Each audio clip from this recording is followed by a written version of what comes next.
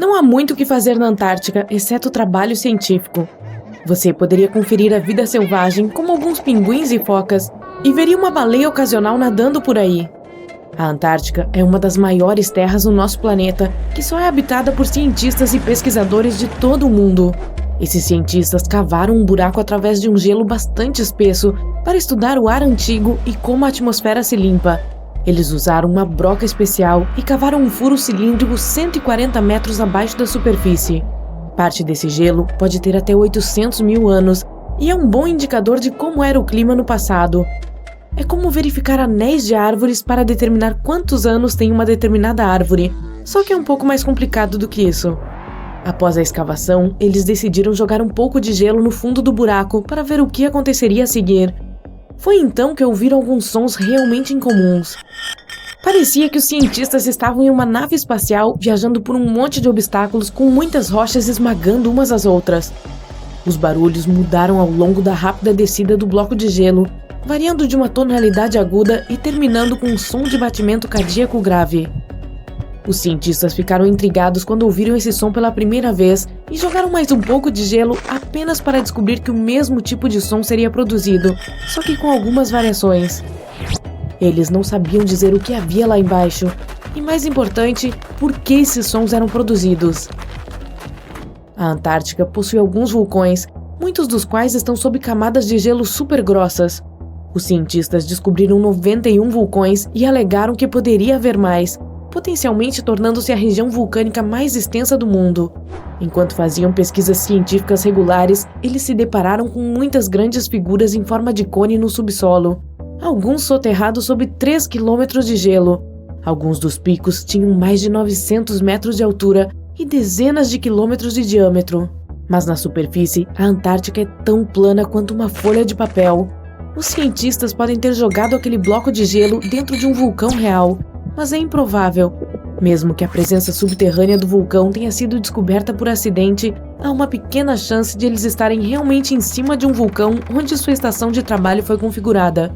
É mais provável que eles tenham trabalhado em uma área onde estudar climas antigos é mais fácil e menos perigoso do que outros lugares. Eles coletam amostras de gelo e as estudam em laboratório. É como descobrir um inseto pré-histórico dentro do âmbar há milhões de anos, quando os dinossauros costumavam vagar pela Terra. Mas em vez de pequenos insetos, os cientistas estudam poeira antiga, bolhas de ar, sais marinhos, cinzas vulcânicas e qualquer outra coisa que possa ter vindo do meio ambiente. Eles podem praticamente dizer como era o clima no passado. Essas amostras de gelo podem revelar que o manto de gelo ocidental da Antártica derreteu quando o clima da Terra aqueceu. Se isso aconteceu, então é provável que aconteça novamente. Isso significaria o aumento do nível do mar, afetando cidades costeiras e pequenas ilhas remotas. Mas os cientistas não têm certeza se é verdade, apesar de existirem algumas evidências que apoiam essa teoria. O processo de estudo de amostras de gelo pode levar uma semana ou até um ano, dependendo do que encontrarem. A amostra é esmagada ou derretida pouco a pouco. E como aqueles anéis de árvores, quanto mais profunda a camada, mais voltamos no tempo. Para estudar bolhas antigas presas no gelo, os pesquisadores precisam esmagar as amostras sob um exaustor a vácuo para manter o ar atmosférico fora enquanto extraem o ar e o colocam em frascos. Existem vários instrumentos e dispositivos para estudar as amostras de gelo, mas como é tão sensível a danos, cada medição deve estar em um ambiente controlado para que nada seja comprometido. Os cientistas têm que usar vestimentas adequadas e muitas camadas de luvas, além de constantemente se ventilar. Mesmo algo tão pequeno e insignificante quanto uma impressão digital pode arruinar uma amostra. Eles procuram por certos padrões para ver mudanças na composição e temperatura da atmosfera, mas jogar alguns blocos de gelo em um buraco não seria tão ruim. A razão pela qual aquele fez um som tão peculiar é a mesma que faz um carro em movimento soar diferente quando está buzinando do que quando está parado. A palavra científica para isso é o efeito Doppler. É uma mudança óbvia na frequência de uma onda em relação a um observador que está se movendo em relação à fonte da onda. O efeito não significa que a frequência do som em si é alterada, ela simplesmente muda. E isso pode ser dito sobre outros tipos de onda, como água e luz. Mas as ondas sonoras são as mais populares quando se trata do efeito Doppler. Então, quando os cientistas soltaram aquele bloco de gelo no fundo do buraco, as ondas sonoras voltaram para cima e saltaram ao redor do tubo estreito que eles perfuraram. É por isso que eles receberam o som de piu-piu. Não esqueçamos que esse bloco de gelo viajou 140 metros abaixo de nós. Navios de petróleo cavam buracos na crosta oceânica que vão milhares de metros abaixo da Terra. O poço super profundo de Kola, na Rússia, é o buraco mais profundo já feito por humanos. Vai mais de 12.200 metros abaixo da superfície e levou quase 20 anos para chegar em 12 quilômetros. Abaixo dele está apenas metade da distância até o manto. Em termos de toda a Terra, esse buraco muito profundo está literalmente arranhando a superfície. Este não era um buraco para cavar petróleo e também não estava no oceano. A perfuração foi interrompida em 1992, quando os engenheiros descobriram que as temperaturas estavam 37 graus Celsius mais altas do que haviam previsto. E então, o projeto foi abandonado e é apenas um buraco estéril agora. Mas esse é o mais próximo que cavamos do centro do planeta. O assustador é que alguns dos trabalhadores do local podiam ouvir vozes vindas de seu interior. No Iêmen, existe um antigo buraco de Barhout, no leste do país, no meio do deserto. Na verdade, está mais perto de Omã do que da capital Sanaa. Esse buraco confundiu especialistas e moradores locais. Ao contrário dos buracos na Rússia e na Antártica, ele não foi feito pelo homem. Ou foi? Já existe há muitos anos e os moradores locais tentam manter distância dele. Eles nem gostam de falar sobre o poço, já que afirmam que traz má sorte para aqueles ao seu redor ou para quem pronuncia seu nome. Eles afirmam que foi criado como uma prisão para espíritos, mas muitos descartam isso. O buraco tem 30 metros de largura e algo entre 100 e 200 metros de profundidade. Você também pode ouvir sons estranhos vindos do seu interior. Mas, de acordo com alguns cientistas, o poço tem pouca ou nenhuma ventilação e mal tem oxigênio lá embaixo. Portanto, é improvável que alguém ou alguma coisa viva lá. Foram captados alguns sons de resmungos baixos em março de 2016 na Depressão Challenger, que fica na Fossa das Marianas. Alguns desses resmungos foram seguidos por gritos. Esses sons foram captados por um período de semanas, usando um microfone encapsulado em titânio para que a imensa pressão do ponto mais baixo da Terra não o esmagasse. Ele teve que ser baixado lentamente, já que lá tem 1000 vezes a pressão atmosférica do nível do mar. Durante 23 dias inteiros, o microfone gravou sons típicos de baleias passando e barcos navegando em cima, e até estrondos de terremotos próximos. Mas eles ainda não conseguiram determinar o que causou aqueles sons iniciais.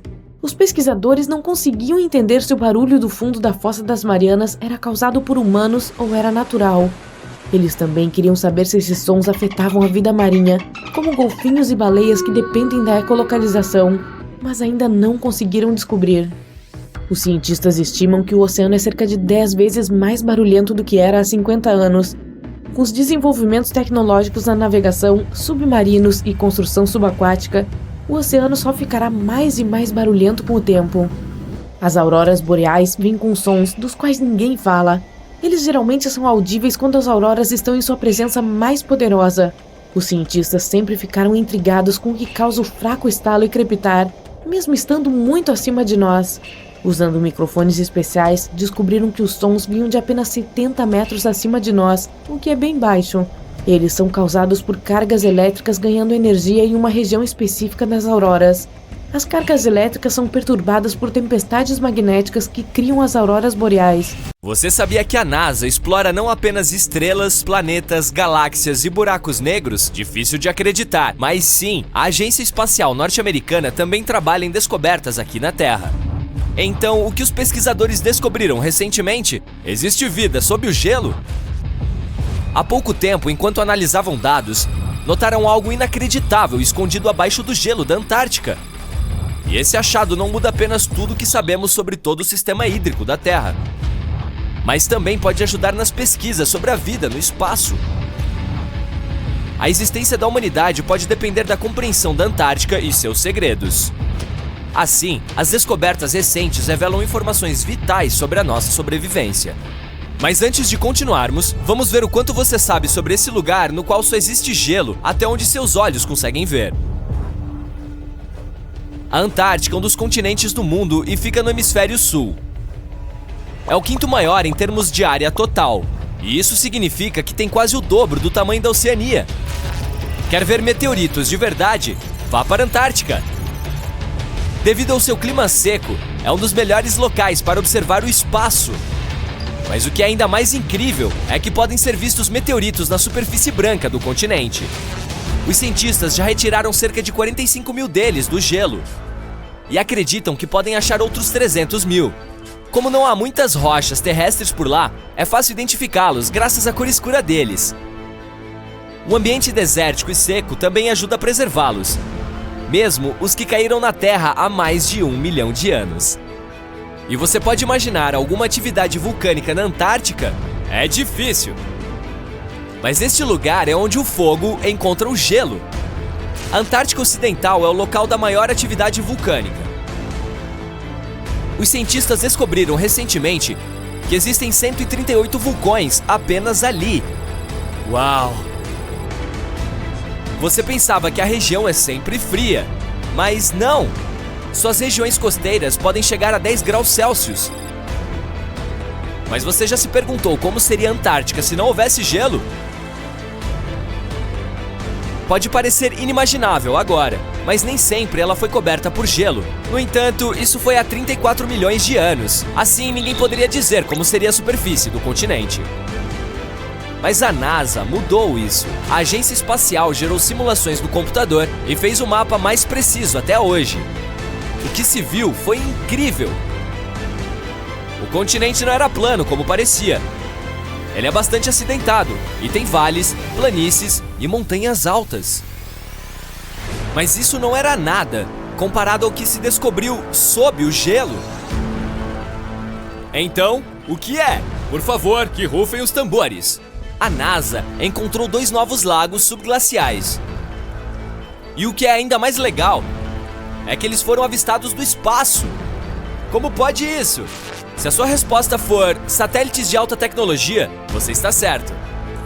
Em 2003, a NASA lançou um satélite chamado IceSat, que mediu o balanço de massa do manto de gelo e as alturas das nuvens e aerossóis. O equipamento também ajudou a criar um mapa sem gelo da Antártica. Em 2010, a Agência Espacial Europeia lançou o segundo satélite, o CryoSat-2, para rastrear as mudanças na espessura do gelo. Então, em 2018, a NASA enviou o terceiro, o IceSat-2, uma continuação do primeiro. Ele mediu a elevação do manto de gelo e a espessura do gelo marinho. Era o instrumento de observação a laser da Terra mais avançado da agência americana e o que forneceu os dados de mais alta precisão. E quando isso foi combinado com as informações dos outros satélites, foi possível localizar esses 2 novos lagos perto de 2 maiores. Mas em primeiro lugar, como é possível que eles existam? A espessura média da maior parte do gelo da Antártica é de aproximadamente 2 quilômetros. No entanto, pode chegar a mais de 3 em alguns locais, especialmente durante o inverno. Então você pode pensar que não há nada lá embaixo, mas a ciência diz o contrário. Não é possível ver isso a olho nu. Mas o gelo do continente está fluindo lenta e constantemente em diferentes direções sob a força de seu peso. No entanto, os cientistas não conseguiram descobrir como a água se movia por muitos anos. Isso começou a mudar em 2007, quando os dados coletados com o IceSat forneceram informações sobre o que se esconde sob a superfície. Eles descobriram pela primeira vez uma rede inteira de lagos de água derretida conectados sob as correntes de gelo de fluxo rápido da Antártica, e havia centenas deles. A glaciologista Ellen Amanda Fricker, do Instituto de Oceanografia Scripps, acredita que as mudanças de elevação medidas pelo IceSat aconteceram por causa da dinâmica desses lagos. Eles não retinham a água do degelo estaticamente. Em vez disso, enchiam e drenavam continuamente ao longo do tempo através de um sistema de vias navegáveis. Enquanto faziam isso, o gelo acima subia e descia. Mas para onde eles drenam? Para o oceano, claro. E muito! Um estudo recente de coautoria de Fricker descobriu que a drenagem de um lago inundou até 750 bilhões de litros no oceano em apenas 3 dias. Inúmeros mistérios sobre como a natureza funciona ainda estão esperando para serem resolvidos, mas a descoberta dos 2 novos lagos dará aos cientistas uma imagem melhor de quão rápido a camada de gelo da Antártica mudará à medida que o clima ficar mais quente e como isso afetará as correntes oceânicas globais e o aumento do nível do mar. O ciclo de enchimento e drenagem dos lagos também faz com que o manto de gelo sofra rachaduras e fendas. Assim, as informações que eles encontrarem nesses novos lagos também lhes darão uma melhor compreensão dos danos na superfície do gelo. E ainda poderão avaliar como esse sistema de enchimento e drenagem influencia na velocidade com que o gelo desliza para os oceanos e mares. Isso significa que podem avaliar como a água doce adicionada pode alterar os ecossistemas marinhos. Essa descoberta pode sugerir ainda se há vida sob o gelo. Uau! Os cientistas perfuraram cerca de 1.070 metros de gelo e descobriram que as amostras de água retiradas de um dos lagos continham aproximadamente 10.000 células bacterianas por mililitro. Um número tão alto de vida bacteriana é um bom sinal, pois isso significa que as águas geladas também podem suportar formas de vida superiores, como micro-animais, e um desses novos lagos pode até ser o lar deles. Mas o mais empolgante é o que os novos lagos podem ajudar a entender se a vida em outros planetas é possível. Os cientistas acreditam que qualquer forma dela abaixo da superfície congelada de Marte pode seguir os padrões observados nos lagos da Antártica. Então, existe a possibilidade de encontrarem novas informações críticas sobre o tipo de vida que pode ter existido no planeta vermelho. No entanto, você não gostaria de estar lá durante o inverno. A temperatura mais baixa na Terra que se pode experimentar é de cerca de menos 89 graus. Em 2010, houve uma temperatura ainda mais baixa, de aproximadamente menos 93 graus. E a sensação desse frio pode ser muito pior devido aos ventos fortes e secos. Você sabia que o tamanho da superfície de gelo na Antártica também muda ao longo do ano? Ela tem cerca de 3 milhões de quilômetros quadrados durante o verão, mas no inverno aumenta para 19 milhões de quilômetros quadrados. No entanto, apesar da mudança, ela continua a ser o maior pedaço de gelo da Terra. Desculpe, Ártico, você perdeu. Você conhece esses pinguins fofos? Considere esses animais os habitantes locais, pois não há população nativa na Antártica. É uma terra de ninguém, pois não pertence a nenhum país. Mas você sabe quem realmente são os donos? 5 espécies diferentes de pinguins, focas e orcas. Haha! Apesar das duras condições do continente, você pode visitá-lo como turista para fins de pesca e pesquisa. Cerca de 5.000 pessoas residem ali durante o verão em estações de pesquisa. Mas quando chega o inverno, o número cai para cerca de 1.000. O manto de gelo do Em novembro de 1922, um menino caminhou pelas montanhas do deserto do Egito e descobriu alguns degraus antigos esculpidos na rocha. Posteriormente, esse achado se tornou uma das maiores e mais significativas descobertas arqueológicas do mundo. O degrau fazia parte da tumba intocada de Tutankhamon. Os arqueólogos encontraram cerca de 5.000 objetos antigos, incluindo joias, tecidos, vasos pintados e máscaras funerárias. Você provavelmente já viu algum, que se tornou um dos atributos mais reconhecíveis do Antigo Egito. Mais de 100 anos se passaram desde então, e agora a humanidade finalmente se aproximou de outra revelação em grande escala, a tumba de Cleópatra. Essa rainha foi a última governante ativa do reino Ptolomaico do Egito, e ocupou o trono de 51 a 30 a.C. Há muitos registros antigos sobre Cleópatra, seu reinado e sua personalidade em comum, mas até agora ninguém havia descoberto os segredos sobre sua morte e o local do sepultamento. Então, a arqueóloga Kathleen Martinez vem estudando registros antigos e templos ao redor de Alexandria por décadas, e concluiu que a tumba da rainha deveria estar localizada sob a antiga Taposiris Magna, fundada em 280 a.C. Essa era uma grande cidade na costa norte do Egito, onde dezenas de milhares de pessoas se dedicavam ao comércio e à indústria. E parece que as suposições da doutora Martinez estavam corretas. Ela e um grupo de arqueólogos descobriram um túnel subterrâneo secreto perto de Alexandria, com cerca de 1 quilômetro e 300 metros de comprimento. Ele foi cortado na rocha sob o templo de Taposiris Magna. Durante outras escavações, foram achadas muitas coisas que indicam que a tumba de Cleópatra está nas profundezas do local. Também é possível que ela esteja enterrada ali junto com o comandante romano Marco Antônio. De acordo com registros antigos, ele e Cleópatra se amavam e juntos se opuseram ao Senado romano, que declarou Marco Antônio um traidor. O fato de desastres naturais terem ocorrido no território de Taposiris Magna por milhares de anos pode complicar as escavações. Terremotos e inundações destruíram a cidade e possivelmente inundaram seus túneis subterrâneos, mas os especialistas esperam que a antiga tumba permaneça intocada e que esconda muitos tesouros e registros sobre a vida real do Antigo Egito durante o reinado da última dinastia. Há uma chance de que as escavações sejam feitas debaixo d'água e na lama. Isso exigirá muito tempo e recursos financeiros, mas os arqueólogos têm certeza de que valerá a pena. De qualquer forma, é muito cedo para dizer que Cleópatra está realmente enterrada lá, mas os cientistas encontraram muitas coisas no túnel que indicam o fato, incluindo vasos de barro, dezenas de moedas com a imagem dela e de Alexandre o Grande, bem como um busto com a imagem da rainha egípcia. Ela ainda é uma das personalidades mais populares do Egito e em pé de igualdade com Ramsés III e Tutankhamon, tendo inspirado muitos filmes, pinturas e livros. Mas o que a tornou tão popular? Ela ficou famosa por sua inconsistência. A monarca era uma governante bonita e inteligente que tirou o Egito da crise e o transformou em uma potência próspera. Textos árabes medievais dizem que ela conhecia química, matemática e filosofia e pode ter escrito vários livros científicos. Sabia vários idiomas e tinha excelentes habilidades diplomáticas. Ao mesmo tempo, há muitas lendas de que era uma mulher fatal que deixava muitos homens loucos. Entretanto, não há evidências de que sua beleza fosse incomparável. A imagem de uma modelo deslumbrante foi criada por Hollywood ao fazer vários filmes em que atrizes famosas a interpretaram. E o imperador romano Otávio, filho adotivo de Júlio César, criou especialmente a imagem de Cleópatra como uma sedutora insidiosa porque ele era seu inimigo. Embora tenha nascido no Egito, seus ancestrais eram gregos, entre os quais estavam um dos generais de Alexandre o Grande. Entretanto, o povo a amava. Ela aprendeu o idioma e era muito sensível às tradições do país. Conhecia bem a história, a mentalidade e os costumes locais.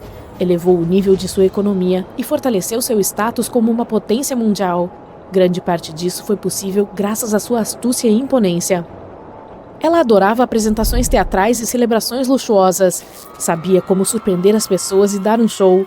Mas por trás da imagem externa de amante do luxo, havia uma governante inteligente e calculista. O Egito antigo era rico e luxuoso, e Cleópatra fez de tudo para aumentar sua riqueza e fortalecer sua posição no cenário internacional. Por exemplo, uma vez entrou em conflito com o irmão, Ptolomeu XIII. A rainha sabia que não seria capaz de resistir a ele, então decidiu atrair Júlio César para o lado dela. O imperador romano chegou a Alexandria, local do encontro, mas Ptolomeu sabia dos planos dela e estava prestes a impedi-la de ir até lá. Então, em vez de uma chegada rica e barulhenta, Cleópatra decidiu fazer uma visita discreta. Ela se enrolou em um tapete ou saco de linho que os servos do imperador levaram para os aposentos particulares de César. Ao sair do tapete, impressionou o imperador romano com sua beleza e determinação. Como resultado, eles se apaixonaram e se tornaram aliados próximos. Depois de algum tempo, ela impressionou outro romano influente para fins diplomáticos. A rainha chegou para encontrar Marco Antônio em uma barcaça dourada com velas roxas e remos prateados. Cleópatra estava vestida com a imagem de Afrodite e sentada sobre um magnífico dossel. Seus servos se vestiam como cupidos, sopravam um leque e queimavam incenso. Mas a monarca criou esse espetáculo por um motivo. Sabia que Marco Antônio reverenciava a mitologia grega e se considerava a personificação de Dionísio. Como resultado, ele ficou tão impressionado com essa mulher que acabou se casando com ela. Cleópatra defendeu sua coroa, fortaleceu sua aliança com Roma e teve 3 filhos com Marco Antônio. No Egito, eles davam grandes festas e desfrutavam da riqueza e do poder. No entanto, o relacionamento de um oficial de alto escalão com a rainha egípcia causou um escândalo em Roma. Octaviano era o principal oponente de Marco Antônio na luta pelo poder e, por isso, explorou a situação para manchar a reputação do concorrente. Ele usou propaganda para fazer de Cleópatra uma sedutora insidiosa aos olhos dos cidadãos romanos e acusou o governante de sucumbir aos encantos dela. O Senado romano apoiou Otávio e declarou a monarca como inimiga. Em 33 a.C., esse conflito atingiu um ponto alto quando a marinha de Marco Antônio entrou em confronto com a frota de Otávio. Este último venceu e forçou seu inimigo a fugir para o Egito com Cleópatra. De acordo com alguns registros, eles se refugiaram perto de Alexandria. Perseguidos pelos romanos, se esconderam em um dos palácios da monarca e encontraram seu fim. Algumas lendas dizem que ela era especialista em venenos. então teria provocado uma cobra venenosa, uma víbora ou uma cobra egípcia para que a mordesse. Além disso, de acordo com outra lenda, ela se picou com uma agulha venenosa. Há uma teoria de que Cleópatra sempre carregava uma ampola de veneno dentro de sua escova de cabelo, e caso fosse encurralada, molharia a agulha com esse veneno e se picaria. Nada disso pode ser dito com certeza. Os cientistas ainda estão tentando descobrir a verdade. Talvez quando chegarem ao túmulo dela, o mundo tenha mais respostas sobre seu trágico destino. Ela é considerada a última governante do Egito. Após sua morte, Otávio saqueou seus palácios e templos e retornou a Roma, onde se tornou o principal imperador. Ele governou o país com sucesso e expandiu suas fronteiras. Seu reinado terminou quando o governante completou 75 anos. A história mundial teria sido diferente se Cleópatra e Marco Antônio não tivessem perdido aquela batalha naval. A propósito, você sabia que se passou mais tempo entre o reinado de Cleópatra e o voo de Neil Armstrong para a Lua do que entre o reinado da rainha egípcia e a construção da Grande Pirâmide de Gizé? Armstrong deu um passo no satélite da Terra em 1969, 2038 anos após o nascimento da monarca do Egito, e a construção da pirâmide ocorreu em 2560 a.C. Imagine o quão longa é a história do Antigo Egito. Cleópatra está mais próxima de nós no tempo do que das pirâmides. Todos nós já sonhamos em visitar o Ártico e testemunhar as maravilhas naturais dos ursos polares brincando em blocos de gelo, ou da aurora boreal dançando no céu. Bem, lamento informá-lo, mas você não encontrará nenhum turista indo para a Antártida tão cedo. Por quê, você pergunta? Vamos nos aprofundar no assunto. Em primeiro lugar, onde fica a Antártida? Ela está localizada no hemisfério sul, especificamente no Polo Sul.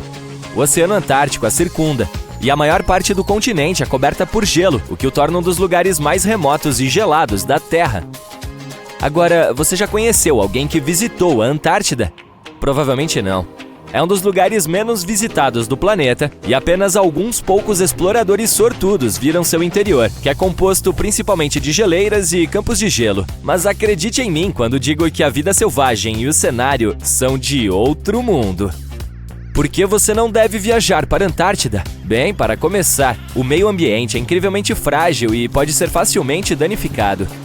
Além disso, não há populações humanas nativas no continente. Portanto, sua viagem seria basicamente como visitar uma ilha desabitada. E não vamos nos esquecer de que esse também é um dos destinos mais caros para se viajar. Apesar de tudo isso, a Antártida não é exatamente protegida como uma fortaleza, mas existe um acordo internacional chamado Tratado da Antártida. Esse tratado foi negociado para evitar qualquer atividade indesejada no continente e proíbe algumas formas de testes feitos lá pelos Estados-membros. Mas o principal motivo pelo qual não podemos simplesmente entrar na Antártida é que ela tem um ecossistema delicado que precisa ser protegido. O tratado estabelece que a Antártida deve ser usada somente para fins pacíficos e deve estar livre de qualquer atividade humana que possa prejudicar o meio ambiente. Os cientistas ainda estão aprendendo sobre o ecossistema único do continente, e nossas atividades e máquinas podem perturbar o delicado equilíbrio que existe lá. Se você ainda está ansioso para ir à Antártida, obter permissão não é exatamente um passeio no parque.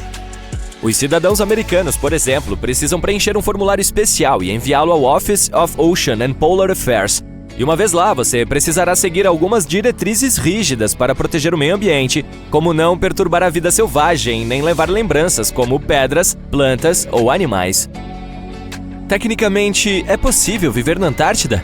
Embora não existam leis que proíbam as pessoas de morar lá permanentemente, é um ambiente muito inóspito e inadequado para a habitação humana. As temperaturas podem chegar a menos de 60 graus Celsius, o que torna quase impossível a sobrevivência de qualquer pessoa sem um equipamento e a experiência adequados. Além disso, o pedaço de terra mais próximo fica a mais de 1.500 quilômetros de distância, o que tornaria os habitantes completamente isolados do resto do mundo. Quem sabe, talvez um dia tenhamos a chance de visitar esse continente único e fascinante. Mas até lá, vamos admirá-lo de longe. Vamos falar um pouco sobre a descoberta da Antártida. Ao contrário de outros lugares que já eram habitados, a Antártida nunca teve uma população humana nativa. Os filósofos da Grécia Antiga tiveram uma ideia sobre o continente e o chamaram de Antiarctos, que significa oposto ao urso. Os ursos a que ele se refere não são os polares, mas sim as constelações do Grande e do Pequeno Urso, que só podem ser observadas no hemisfério norte. Como resultado, o termo significa o oposto de a terra do urso. As viagens de caça às baleias e focas no final do século XVIII e início do século XIX se aventuravam mais ao sul ao contornar o Cabo Horn, na ponta da América do Sul. Sabia-se que ir mais ao sul geralmente significava ventos mais fortes, mas também o risco de atingir gelo flutuante de todos os tamanhos e de ventos e mares que poderiam ser perigosos para o navio e a tripulação. O capitão James Cook foi o primeiro a cruzar o Círculo Polar Antártico em 17 de janeiro de 1773, na região do Mar de Ross. Um ano mais tarde, ele chegou a um ponto mais ao norte e, embora não tenha avistado terra, chegou a uma distância de 80 quilômetros e viu depósitos de rocha presos em icebergs, o que indicava a existência de uma terra mais ao sul.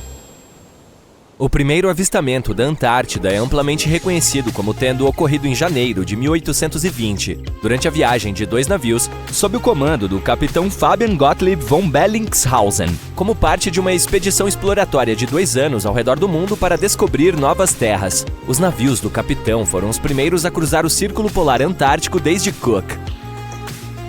O primeiro desembarque indiscutível na Antártida só aconteceu muito mais tarde, em 24 de janeiro de 1895, no Cabo Adare, durante a viagem de caça às baleias do navio Antarctic, liderado por Henrik Bull. Um pequeno barco com 6 ou possivelmente 7 homens a bordo remou até a costa em condições calmas. Talvez você não acredite, mas a Antártida é, na verdade, um deserto. Com todo aquele gelo, é de se esperar que seja como um país das maravilhas no inverno, com lutas de bolas de neve e chocolate quente o dia todo. Quando pensamos em desertos, imaginamos camelos, cactos e pessoas lutando para encontrar água. Mas na Antártida, a história é totalmente diferente. A luta não é para encontrar água, mas para encontrar qualquer coisa que não esteja coberta de gelo. E a média de chuvas foi de pouco mais de 10 milímetros nos últimos 30 anos. Isso é como algumas gotas de chuva em comparação com o que estamos acostumados. Portanto, tecnicamente, não são as dunas ou o calor escaldante que tornam um deserto, bem, um deserto. É a falta de precipitação. Mas não se preocupe se algum dia você se perder na Antártida.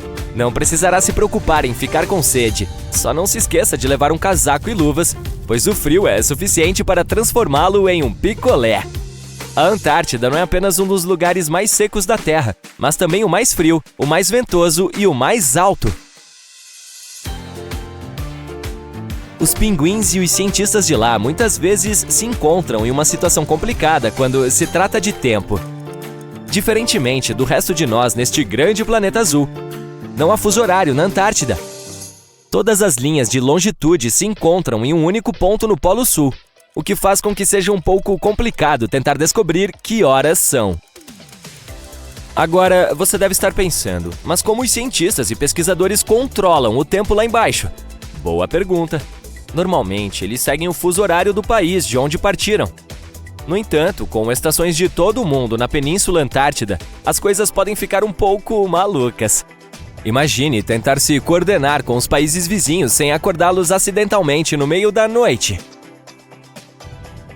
Você pode pensar que pouca coisa poderia sobreviver em um lugar onde a temperatura é extremamente fria, o sol mal aparece e o vento pode levá-lo para longe mais rápido do que uma erva daninha. Bem, como em muitos lugares da Terra, a vida encontrou um caminho na Antártida também.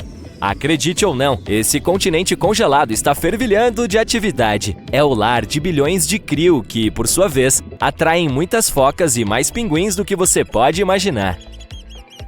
Mas não se deixe enganar por sua aparência fofa e engraçada. Os pinguins são os melhores nadadores, com um corpo aerodinâmico capaz de deixar os vencedores de medalhas olímpicas com inveja. Eles chegam à costa para se reproduzir e relaxar, mas seu verdadeiro talento é roubar pedrinhas uns dos outros e formar grupos matematicamente precisos para se manterem aquecidos. A Antártida também é o lar da maior espécie de pinguim da Terra. É o chamado pinguim imperador. Certamente, essas criaturas são aves que não voam, mas isso não significa que não possam saltar. De fato, alguns deles podem saltar até 3 metros. E não vamos nos esquecer das focas, com seu corpo peludo e sons especiais. Esses mamíferos marinhos são protegidos pelo Tratado da Antártida e também prosperam nas águas gélidas do Oceano Antártico. Mas as verdadeiras estrelas do show são as baleias. Durante o verão antártico, Essas enormes criaturas aparecem em massa para se alimentar do abundante krill. É realmente como um buffet de baleias por lá. Alerta, alerta! Deixe todas as suas coisas para trás e encontre um lugar seguro imediatamente. O continente do sul acabou de entrar em erupção. Isso não é um teste ou treinamento. Você vê pessoas correndo, gritando e berrando. Carros batendo uns nos outros. A nação inteira está em pânico. Você está na costa sul da Austrália. E o céu está preto, se estendendo além do que seus olhos alcançam. Seu amigo no sul da Índia telefona e diz a mesma coisa. Há cinzas no céu e está chovendo bem em você, que ouve estrondos à distância e não é nem culpa do seu estômago. Todo mundo começa a correr para o interior do continente. As nuvens negras engolem tudo que tem à vista. Carros, árvores, edifícios. Você não consegue ver nada à sua frente. Todo mundo está confuso e com medo. Um tsunami invade a costa, cobrindo tudo no caminho. Esta é a Grande Erupção Antártica. A Antártica é aquele grande deserto continental coberto de gelo. Na verdade, é tecnicamente o maior deserto do mundo. Também é coberta por vulcões cheios de lava que estão apenas relaxando. Os cientistas descobriram que existem 138 vulcões na Antártica, 91 dos quais ficam escondidos sob a superfície gelada e 47 no topo. E pode até haver mais, mas a maioria está adormecida. E para um vulcão ficar dormente, ele tem que estar profundamente adormecido pelos últimos 50 mil anos. A última erupção por lá foi o do Monte Erebus, na parte ocidental do continente. É o mais ativo do lado sul do mundo e fica a aproximadamente 3.800 metros acima do nível do mar. Isso é tão alto quanto uma pilha de 5 Burj Khalifas, um em cima do outro. Há vários desses vulcões espalhados por todo o continente. Na região mais concentrada, os vulcões espalham-se a uma distância como do Canadá ao México. Isso nem são todos eles. Os cientistas alertaram que se alguns desses vulcões internos repletos de gelo entrassem em erupção, derreteria a parte ocidental da Antártica e aumentaria o derramamento de gelo no oceano. Isso elevaria o nível do mar e inundaria muitas áreas ameaçadas que já estão em risco. Isso sem falar das placas tectônicas deslocando-se embaixo da superfície, permitindo que parte do magma jorre para algumas superfícies.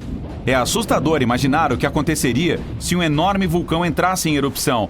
Mas o que ocorreria se todos os do continente antártico entrassem em erupção ao mesmo tempo? Se você fosse um daqueles cientistas em um barco a caminho de realizar alguns experimentos, começaria a se sentir mal. Você nota a água carregando um pouco mais da corrente do que o normal. Aí olha para seus colegas cientistas e eles também têm a mesma expressão nos rostos. Conforme chega na costa e tira todas as suas ferramentas e equipamentos, as coisas não parecem normais, mas o trabalho precisa ser feito. Você vai para a base e se instala. Tudo normal, como sempre. Na terra estéril, vê alguns pinguins imperadores dando uma volta por lá, caçando, brincando e fazendo coisas de pinguins. Mas ao olhar em volta, percebe que todos se dirigem para o oceano. E muitos dos pássaros selvagens da Antártica também começam a voar em direção ao horizonte. Esquisito. Então o chão começa a tremer e atrás de você aparece uma torre de fumaça, alcançando o céu. As cinzas de um vulcão podem ser muito prejudiciais para qualquer pessoa com problemas respiratórios e até para as saudáveis. Os gases que vêm juntos são dissipados rapidamente, mais prejudiciais aos humanos e causam irritação nos olhos e na garganta. Assim, se você estiver por perto, pode precisar de uma máscara de gás. Ou melhor ainda, saia já dali. Os gases e as cinzas são a parte mais perigosa de uma erupção vulcânica. Mesmo que o jato de lava e a explosão possam parecer assustadores, a fumaça no céu pode se espalhar para longe e até mesmo impedir os aviões de voarem nas proximidades. Você olha para os seus colegas cientistas e eles sinalizam que é hora de ir. Faça como uns pinguins e nade. Mas as águas estão extremamente agitadas e o barulho está ficando cada vez mais alto.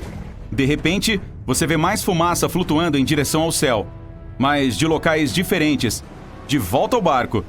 É triste dizer, mas deixar todo esse equipamento foi necessário para sobreviver. Carregar todas essas coisas o deixaria mais lento, mas você está seguro, por enquanto. Olhando para trás, vê uma cortina de fumaça escura, cobrindo todos os cantos do continente. Os vulcões têm diferentes tipos de erupções. Não é só o fato de atirar lava para cima. Eles podem variar de agressivos a calmos. Alguns jorram lava e outros não. Tudo isso depende do meio ambiente, o número de gases contidos, ou se houver a presença de água subterrânea, e até da composição química do magma. Então, é provável que veja todos os vários tipos de explosões ao seu redor. Você está fora do continente da Antártica, mas cercado por lagoas e calotas polares gigantes, e está fazendo o seu melhor para contorná-las. Mas as cinzas estão caindo ao redor. O céu está escuro enquanto a fumaça bloqueia o sol. As cinzas vulcânicas vêm em todos os tamanhos e podem causar danos diferentes. Desde irritação nos pulmões e olhos até a extinção da vegetação e plantações. E é exatamente isso. Na maioria das vezes, essas cinzas vulcânicas são extremamente espessas. Elas podem até derrubar a cobertura de alguns edifícios se muita cinza for acumulada. Sem mencionar o bloqueio de estradas e o comprometimento da vida aquática. E aquele clarão no céu não é sua imaginação. As nuvens de cinza no céu são tão poderosas que criam campos elétricos capazes de formar tempestades com raios. E podem interferir nos sinais de rádio e até iniciar incêndios. Além disso, são extremamente quentes por si só. Como se esse fluxo de lava não fosse suficiente para iniciar qualquer incêndio. Ah, bom. Mas existem alguns vulcões que são explosivos, e junto com as cinzas ao redor, há pedras voando. Esses detritos superaquecidos caem como meteoroides do céu e podem ser muito perigosos. Você vê as rochas atingirem as calotas polares e a água no seu entorno. Ao chegar a uma região de certa forma segura, você vê os vulcões bem alinhados atrás de você, cuspindo todo aquele fogo vermelho gosmento e espesso. Mas a maré não está extremamente tranquila. Os vulcões próximos aos oceanos e mares podem até causar tsunamis. Ótimo! Terremotos embaixo d'água sacodem o fundo do oceano e produzem ondas grandes e fortes. E nem pense em surfar nelas. Se há vulcões expelindo lava incandescente, então por que todo o gelo da Antártica não derreteu? A resposta está abaixo da superfície da Terra. As placas tectônicas mal se movem por baixo. É bem seguro dizer que estão estáveis. Portanto, para uma área tão grande, sendo o continente mais frio da Terra, os poucos vulcões ativos são insuficientes para derreter todo o gelo. A verdadeira razão pela qual ele está sucumbindo e o nível da água aumentando é a corrente marítima quente ao redor da Antártica. Mas dessa vez, eles estão todos em erupção ao mesmo tempo. Com os vulcões descobertos, quem sabe quantos sobraram no subsolo cobertos de gelo? E essa é a parte assustadora. Alguns estão escondidos tão profundamente embaixo da superfície gelada que agora se aquecem com a lava que jorra. O gelo começa a desestabilizar tudo ao redor. O que fica nos topos começa a rachar, abrindo aos poucos. Como latas gigantes de refrigerante explodindo, a lava dispara das profundezas de neve, causando enormes rachaduras no solo. E então, o magma chega para a festa.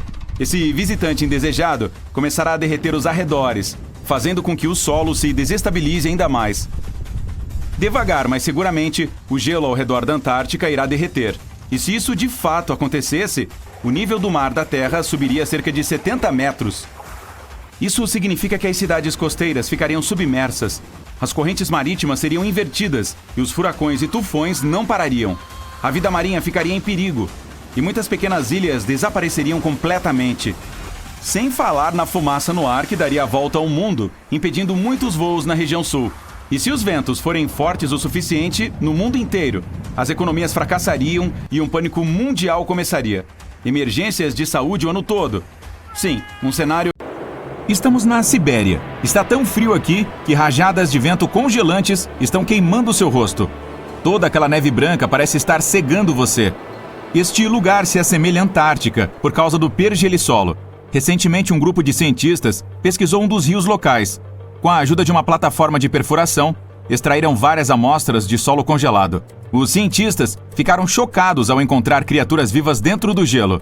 Mais tarde, em laboratório, se percebeu que as criaturas eram organismos microscópicos multicelulares, conhecidos como Rotíferos bideloídeos. Essas criaturas pareciam pequenos vermes. Os cientistas sabiam que esses vermes poderiam viver em condições congeladas por até 10 anos. Mas a idade dos rotíferos encontrados no gelo foi de cerca de 24 mil anos. E depois de descongelar, eles começaram a se reproduzir, como se estivessem dormindo há apenas algumas horas, não há milhares de anos. Análises adicionais mostraram que esses organismos podem permanecer congelados por centenas de milhares de anos. Os rotíferos podem ter vivido durante a era em que o ser humano ainda não tinha inventado a roda. E este não é o único superpoder deles. Os rotíferos bideloídeos estão entre os animais mais radioativamente resistentes na Terra. Eles podem sobreviver em lugares onde não há oxigênio e água. Também podem permanecer vivos em áreas com alta acidez e podem viver sem comida e água por um longo tempo. Por sinal, essas não são as únicas criaturas conhecidas por viver milhares de anos. Tipos particulares de musgo e alguns micro-organismos também são quase imortais. Os nematódios são algumas das variedades de vermes com maior capacidade de adaptação. Imagine a Torre Eiffel, de pé e orgulhosa. E agora, vamos torná-la 10 vezes mais alta e colocá-la no subsolo. Exatamente a essa profundidade, muitos milhares de metros abaixo da superfície, os cientistas descobriram essas criaturas, sem luz solar e quase nenhum ar. E como está muito perto do núcleo da Terra do que da superfície do nosso planeta, a temperatura aqui é maior do que no meio do deserto mais quente. Milhões de toneladas de solo acima criam uma pressão insana, mas tudo isso não conseguiu impedir que a vida se desenvolvesse aqui. Quando os nematódios ficam sem ar, comida ou quando a temperatura se torna muito alta, eles entram em um estado único de êxtase ou hibernação profunda. Neste modo, o metabolismo destes vermes diminui e quase todos os processos em seu corpo param. Essas criaturas podem dormir por muito tempo e só acordar quando o ambiente se tornar mais favorável. A propósito, você não precisa ir tão fundo no subsolo para encontrar essas criaturas. Nematódios são encontrados em todo o mundo. Eles podem viver em fontes termais, desertos, no alto das montanhas, entre os gelos ásperos da Antártica ou dentro de animais e humanos. Nossas próximas criaturas resistentes são os tardígrados, também conhecidos como ursos d'água. Estes são invertebrados microscópicos de 8 patas intimamente relacionados aos artrópodes. É impossível vê-los sem ajuda. Mas um microscópio convencional permitirá que você veja esses seres em detalhes.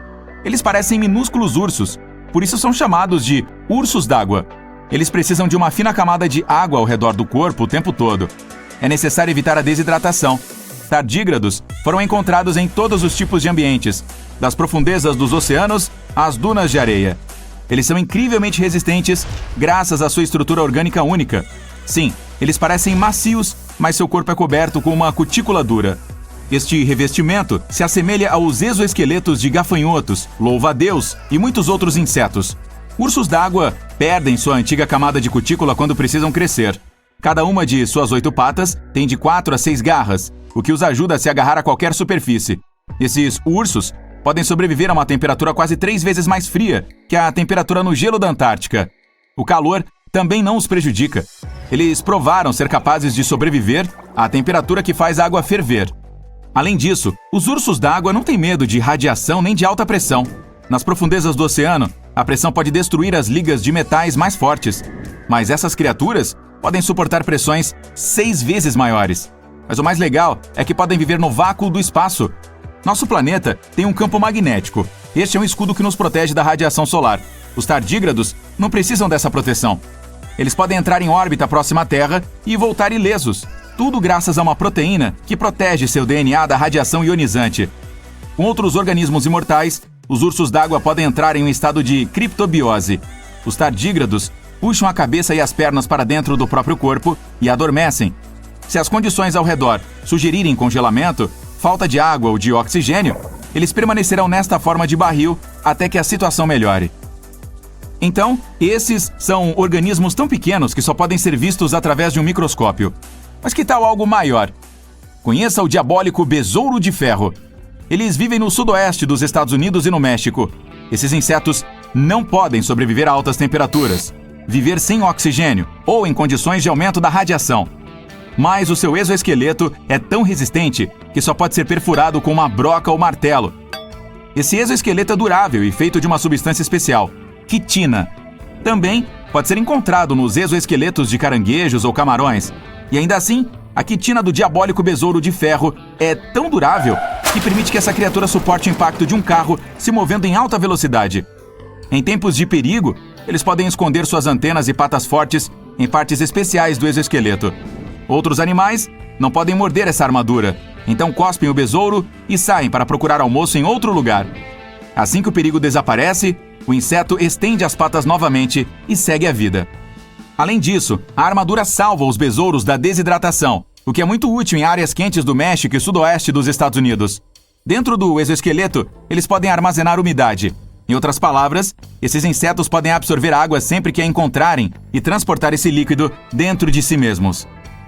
As próximas criaturas são incrivelmente frágeis, mas elas sabem como sobreviver em lugares onde quase nenhum outro animal pode viver.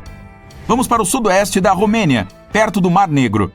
Aqui, em uma planície larga e desolada, você pode notar um poço. Esta é uma mina que leva ao subsolo profundo. O ar na superfície do nosso planeta geralmente contém cerca de 20% de oxigênio, mas na mina são apenas 10%. Dentro da caverna, o ar também tem um conteúdo elevado de sulfeto de hidrogênio e dióxido de carbono. As pessoas não conseguem respirar lá sem um tanque de oxigênio. Provavelmente podemos dizer que a água e o ar lá estão envenenados. Quase nenhum animal seria capaz de sobreviver nessas condições. Ainda assim, 48 espécies de organismos vivos foram encontradas nesta caverna. 33 delas são espécies recém-descobertas.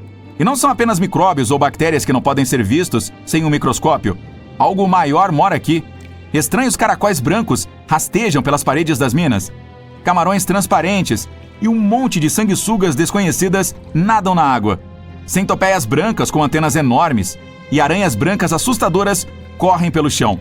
E todos eles crescem aqui há quase 5 milhões de anos. Você pode notar um escorpião aquático e outra espécie não identificada deste animal. Não se parece com seus parentes que vivem em areias quentes ou florestas tropicais. Nenhuma criatura viva aqui parece normal. Todos os animais são brancos ou transparentes. Eles não têm olhos, mas estão equipados com patas longas e antenas que os ajudam a navegar neste espaço escuro. Quanto mais fundo você entra na caverna, menos oxigênio o ar contém. Mas o número de organismos vivos aumenta. O ar é preenchido com metano e dióxido de carbono. Todos os habitantes desta caverna nunca viram a luz do sol e nunca saíram das trevas. Parece impossível sobreviver em condições em que as plantas não produzem oxigênio. A resposta para a questão de sua sobrevivência está escondida em um pequeno lago. A superfície da água é coberta com uma espuma estranha. Se você olhar de perto, poderá ver que essa substância branca está viva. Assemelha-se a papel molhado macio, que é fácil de rasgar. Essa coisa é, na verdade, bilhões de organismos vivos, bactérias chamadas autótrofas. Há muito mais dióxido de carbono na caverna do que lá fora, e essas bactérias, como as plantas, o absorvem. Mas elas não fazem isso com a ajuda da fotossíntese, o que significa que não precisam de luz solar. Elas usam água para a quimiossíntese. O que essas bactérias secretam é alimento para outras bactérias. E essas outras bactérias são alimento para criaturas maiores. Um ciclo alimentar que você não consegue. A maior região vulcânica da Terra não está na África ou no Japão, mas sob o gelo da Antártica. Os cientistas descobriram 138 vulcões em sua parte ocidental, e se eles decidirem se tornar selvagens, você certamente perceberá. Afinal, podem derreter grandes quantidades de gelo que se deslocarão para o oceano, aumentarão seu nível e tornarão nosso planeta inabitável para os seres humanos. Mas antes de arrumar suas coisas para voar para outro planeta, ouça.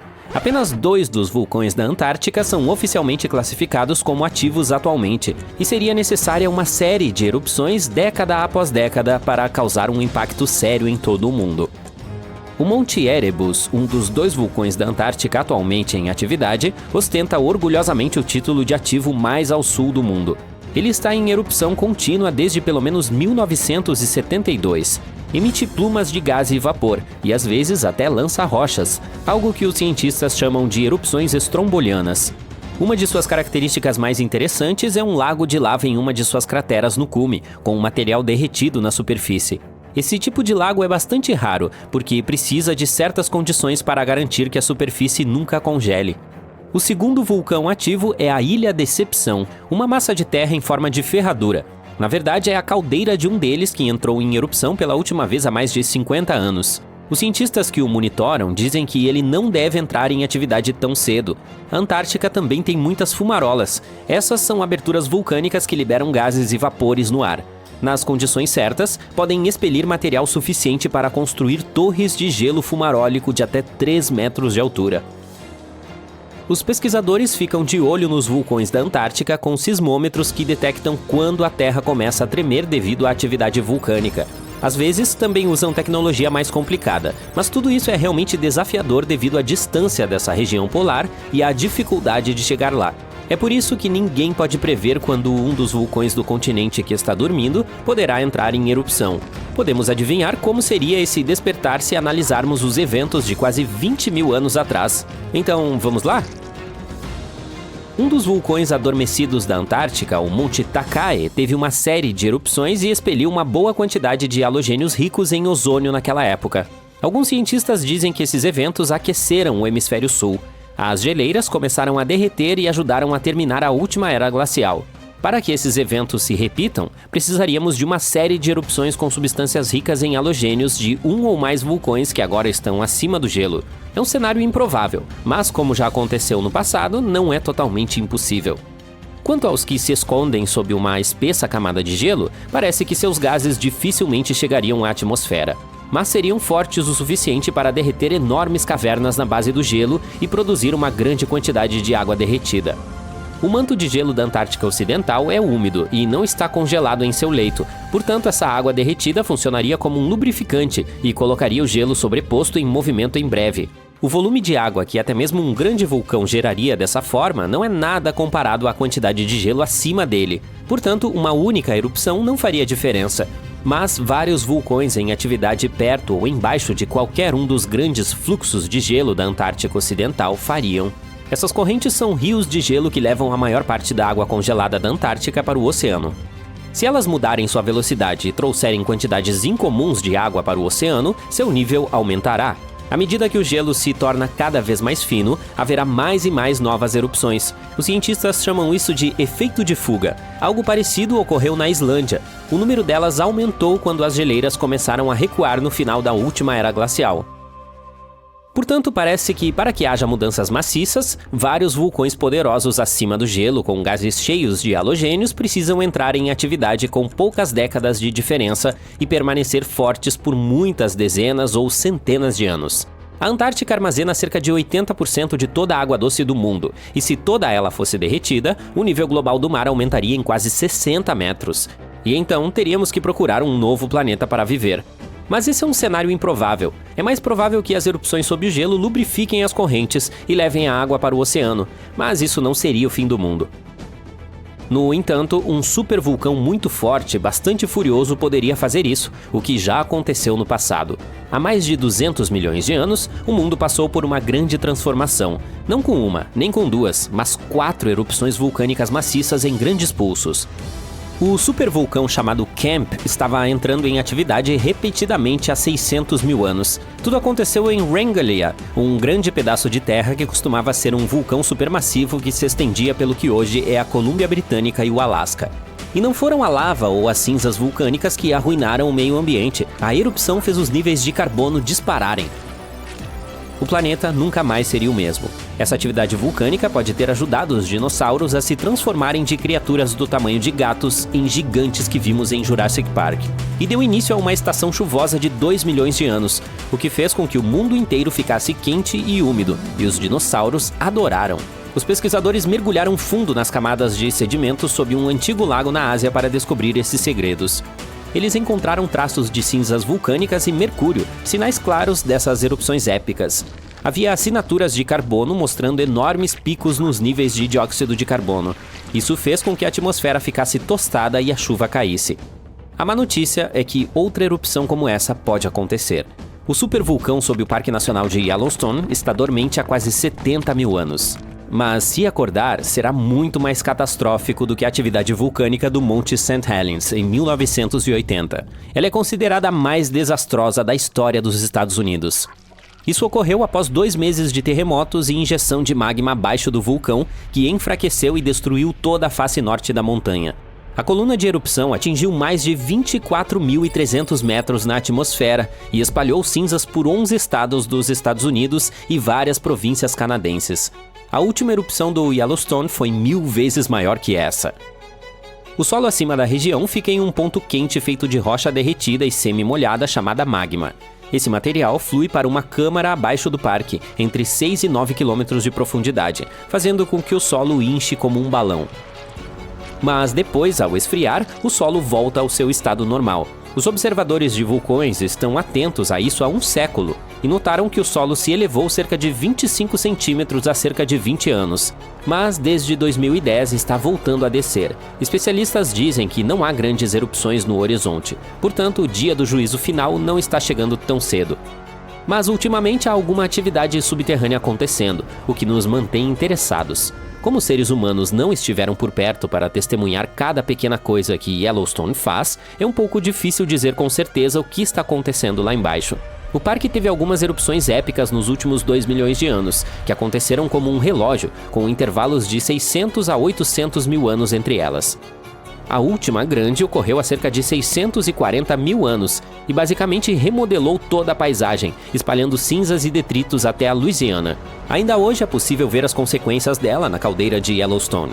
Os especialistas dizem que uma erupção maciça como essa é um cenário improvável. É mais provável que vejamos as de vapor e água quente ou fluxos de lava. Quando e com que força despertará continua sendo um mistério para os cientistas.